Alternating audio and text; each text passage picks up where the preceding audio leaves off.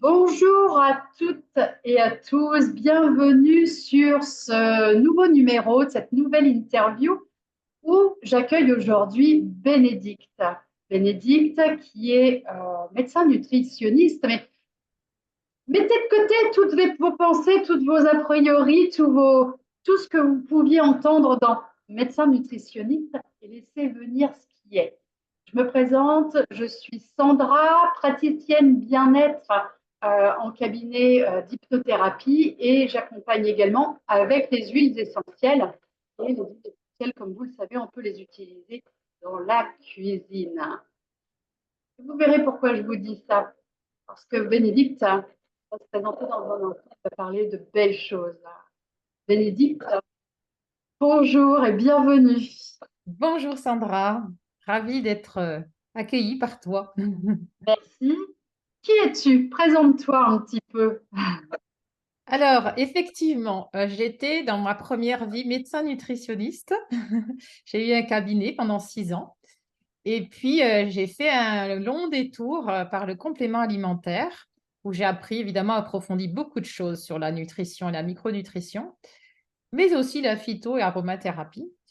Et j'ai quitté en fait ce monde-là en 2021 pour revenir à ma passion première qui était l'alimentation. D'accord. Et j'ai donc voilà, j'ai créé mon entreprise après quelques hésitations. Je suis j'ai perdu ma maman en 2022 et je me suis décidée de repartir sur des choses qui me portaient vraiment dans l'alimentation, qui étaient les huiles vierges. Pour des D'accord. raisons, voilà, pour des raisons essentiellement de santé, parce que, et en particulier des huiles vierges riches en oméga 3. Voilà, donc c'est vraiment, je me suis dit, il y a un problème en France et sans doute en Europe de carence en oméga 3 et je cherchais une solution pour mettre des oméga 3 dans l'assiette des gens, mais avec quelque chose de goûteux. Ah. Et Alors donc, pourquoi le goûteux a-t-il de l'importance? Parce qu'une huile, après tout, je veux dire, entre guillemets, hein, une huile, c'est une huile. Oh, eh pourquoi est-ce bien, qu'il faudrait qu'elle soit goûteuse, cette huile? alors, parce que les huiles riches en oméga 3, déjà, ne sont pas bonnes pour la cuisson, doivent être utilisées crues. Ah, Et pour avoir tout leur potentiel, il faut qu'elle soit vierge, c'est-à-dire qu'elle n'ait pas été raffinée, transformée. Et une huile vierge a un goût qui lui est propre. Une huile de colza n'a pas le même goût qu'une huile d'olive, n'a pas le même goût qu'une huile de noix. Et les huiles riches en oméga 3 sont pas très nombreuses.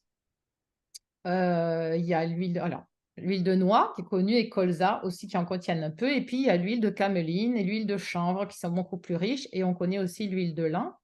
Et toutes ces huiles ont des goûts un peu particuliers. Et effectivement, je me suis intéressée à leur goût et je me suis formée à la dégustation des huiles vierges pour encore mieux les apprécier. hmm. Je me suis formée à la dégustation des huiles vierges d'olive d'abord, parce que c'est le seul Ah, référentiel qui existe aujourd'hui. Et ensuite, avec des aromaticiennes, nous avons créé la roue des arômes des huiles vierges, ce qui m'a permis de voir qu'est-ce qui était commun à ces différentes huiles et qu'est-ce qui leur était spécifique. Et ça m'a permis d'accord, ainsi de sélectionner les plus goûteuses dans leur format vierge nature avant de d'accord. les transformer. Alors, je sais aussi que tu t'intéresses beaucoup à l'histoire des gens par rapport à leur alimentation. Et d'ailleurs, moi, je t'ai découvert au travers, on s'était vu sur un réseautage professionnel, mais ce que j'ai découvert de toi, c'est que tu faisais un podcast où les gens venaient partager avec toi leur rapport à l'alimentation. Et, euh, et ça m'avait beaucoup plu, beaucoup interpellé. Ah, parce que je suis une ancienne obèse, hein, je fais 1,60 m, je fais 110 kilos, une taille 56 en vêtements. Autant dire que mon rapport à l'alimentation était un peu faussé, un peu particulier. Et ce que tu as présenté, du coup, ça m'a beaucoup plu. Tu peux nous en parler de ce podcast? Oui, tout à fait. Alors ça, c'est beaucoup plus récent. C'est vrai que j'ai quitté le complément alimentaire aussi parce que j'en avais aussi un peu assez de découper les aliments en petits morceaux, d'utiliser chaque molécule de façon séparée. Et je me dis, mais l'aliment, c'est pas ça. L'aliment, c'est un tout. C'est plus que de la nutrition qui fait tourner la machine. C'est plus que des calories, des glucides, des lipides, des vitamines, des minéraux, etc. Il y a d'autres dimensions dans l'aliment qui est tout aussi important, voire plus important. Et aujourd'hui, on a on a oublié cette dimension-là. Aujourd'hui, on a réduit l'aliment à un score qu'on appelle le Nutri-Score. Et ça m'a. Je dit non, là, on est au bout du bout. Et je lui dis, il faut qu'on reparle des autres dimensions. Et donc, les autres dimensions, c'est, alors évidemment, la partie sensorielle, j'en ai parlé avec les huiles, mais c'est aussi la partie émotionnelle, parce que qui dit olfaction dit souvenir et dit émotion. Et puis, c'est aussi la partie culturelle. On a tous une culture alimentaire en fonction de là où on vit, comment il a été élevé, etc.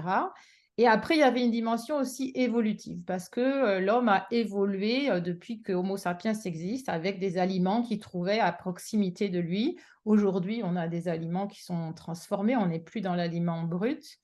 Et donc, j'avais envie de parler de tout ça.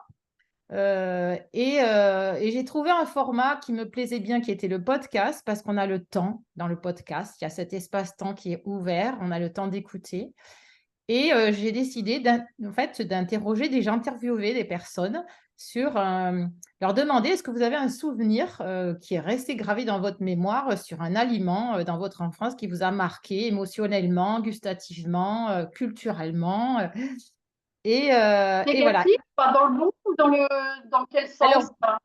pour le moment, mes 3 premiers épisodes, ce sont que des souvenirs positifs et on voit que les gens réutilisent ces aliments pour même gérer leurs émotions d'aujourd'hui. Dans le 3e épisode, c'est très parlant.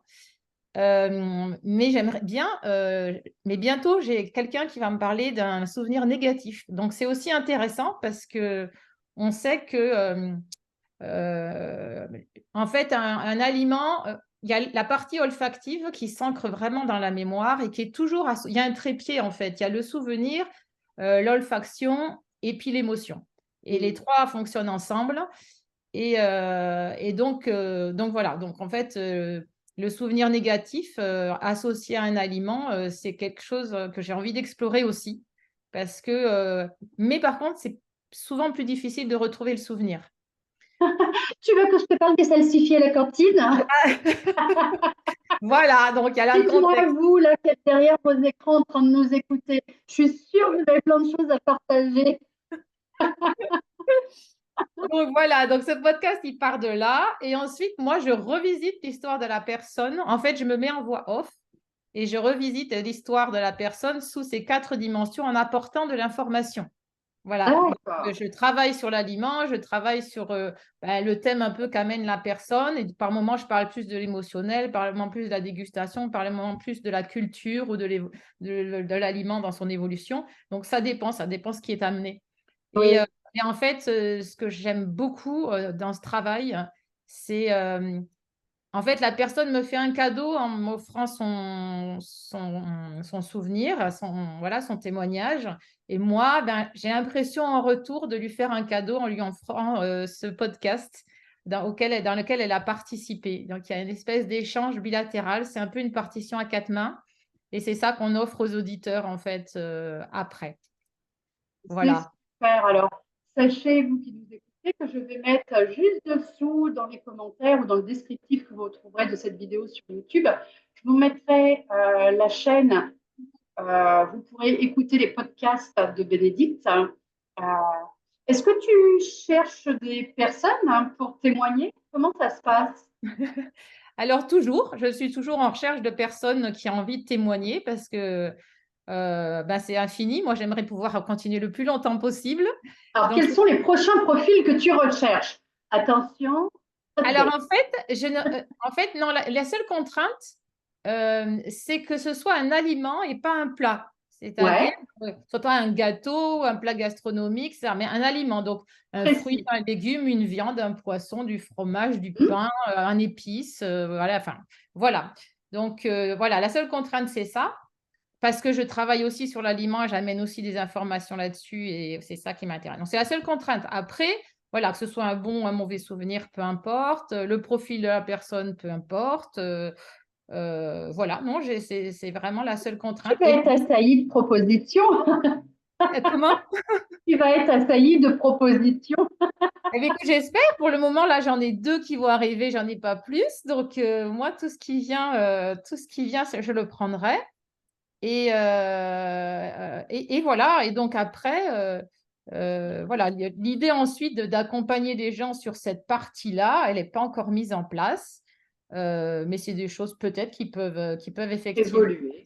évoluer, voilà, pour essayer de travailler plus là-dessus que sur la partie purement nutritionnelle et essayer de, voilà, de mettre du plaisir en fait en retrouvant ces aliments. Je suis assez surprise en fait qu'après ces épisodes-là, chaque fois les personnes me disent: «Ah mais j'ai appris quelque chose. Ah mais j'avais pas réalisé ça». Ça fait Ah, comme super. un peu une thérapie, rien que de raconter ça et de voir ce que je peux amener derrière et se dire: «Ah ben oui, j'avais pas vu les choses comme ça» et juste ça, je trouve que c'est Oui, ouais, oui, parce c'est qu'entre très leur intéressant. vécu qui peut être difficile ou quoi que ce soit, et toi, tes connaissances, tu vas venir remanier un peu le prisme de leur ressenti, eh bien, Ouais. c'est vrai que ça va pouvoir un peu changer la manière de percevoir les choses et donc ça peut être aidant en effet. Mmh. Alors, sachez que je vous mettrai également dessous un e-book avec des huiles essentielles que vous pourrez utiliser dans la cuisine.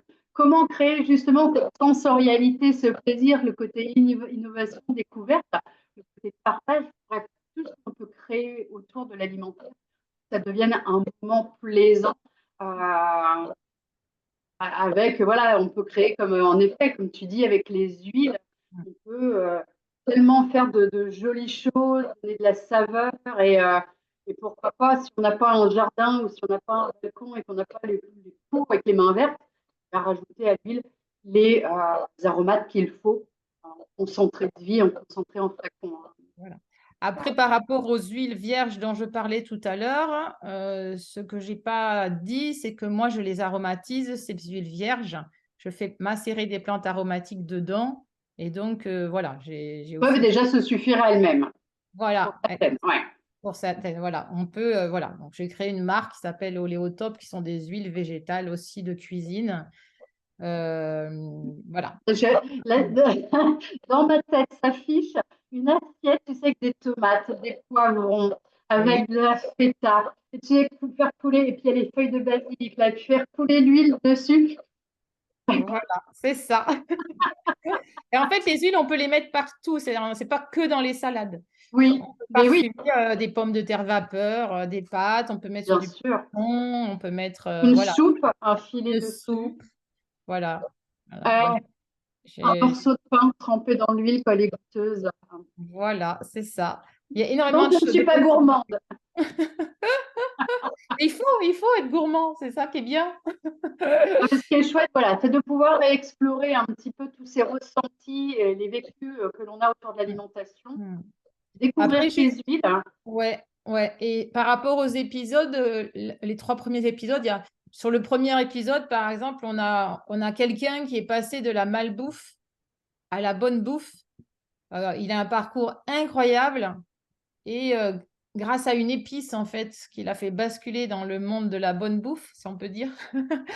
Et ça, c'est des expériences formidables parce qu'en fait, il y a eu un petit déclic, évidemment en lien avec l'enfance, mais il suffit de… Même quand on a toujours vécu dans la malbouffe, il peut y avoir juste une petite graine semée à un moment donné qui se réveille et qui nous permet de, voilà, de changer de D'où monde. l'importance de tes podcasts, des Ouais. accompagnements qu'on peut avoir à côté sur toutes ces notions de sensorialité. Parce Mmh. qu'en effet, si dans l'instant, après coup, ça n'agit pas là de suite, ça peut prendre un peu de temps pour qu'en effet, ça vienne fleurir, que ça vienne grandir Oui. et que ça vienne offrir quelque chose à la personne. Hein. Mmh. Et ça, c'est Oui, donc chouette. j'aurais tendance à dire aux gens, mais réfléchissez à… Je suis sûre qu'on a tous ce type de souvenirs. Et en creusant un petit peu, on doit tous trouver quelque chose qui nous Oui, parle, vraiment, voilà, un goût qui vraiment fait revenir des sensations, des émotions en fait. Voilà. eh ben, un plat tout bête qui n'a rien de fantastique. Moi, si je mange la purée de pois cassé que faisait maman. Oui. Je sais, alors elle la faisait avec en cocotte et je sais qu'à côté, il y avait des petits oignons, il y avait des vraiment rien. Hein. Tu sais, les parents, enfin les ouvriers, on n'en mangeait pas élaboré. Hein. Il y avait les saucisses, des snackis, tu vois, genre snacky Herta. Et ben quand je remange ce plat-là, il n'a rien d'extraordinaire. Pour moi, ça réveille plein de choses. Ben voilà. Mais c'est Pourtant, exactement ça.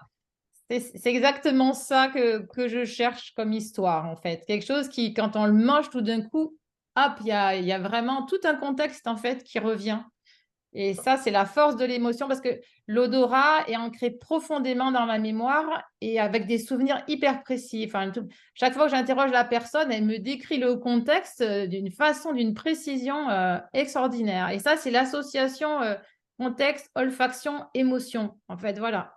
L'émotion, l'olfaction permet d'avoir voilà, une description hyper précise. Et c'est assez, ouais, c'est assez dingue. Je trouve ça bah, vraiment écoute, passionnant.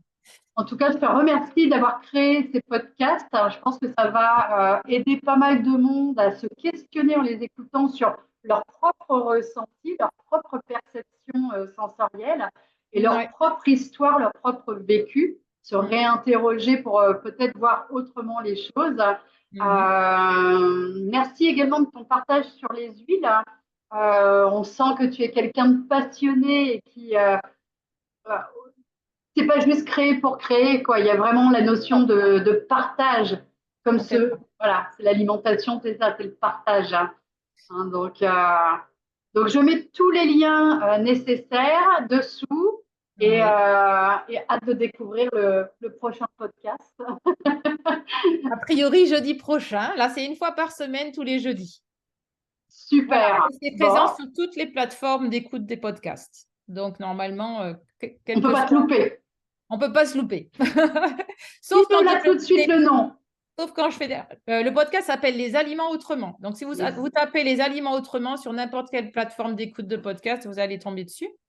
Voilà. Si je ne fais pas de bug comme hier matin, tout va bien se passer.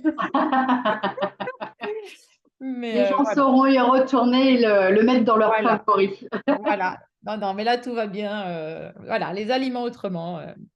Et, Eh ben, et super. voilà. Eh ben, merci Merci beaucoup, beaucoup. Bénédicte, pour ce que tu nous partages autour de l'alimentation, autour des vécus et de la sensorialité, et également de la culture, parce que c'est important de ne pas abandonner sa culture, c'est nos bases, Ah et oui, puis d'aller en découvrir d'autres pour créer d'autres émotions, créer d'autres souvenirs et d'autres c'est ça. d'autres moments. Tout en apprenant pas mal de choses. Exactement. L'émotion sur la dégustation, sur la culture. Enfin voilà, il y a beaucoup de choses qui passent dans ces podcasts. Ouais, de Une histoire. paramètres. Hein. Eh ben, super. Voilà. Merci beaucoup, Sandra. Merci beaucoup et à tous. Je vous dis à très bientôt pour une prochaine interview d'un autre praticien bien-être ou d'une personne comme Bénédicte, qui n'est peut-être pas praticienne bien-être, mais qui, à sa manière, œuvre pour qu'on se sente bien. Je vous dis Exactement. à bientôt à tous. Bye bye. Merci beaucoup. Au revoir. Bye.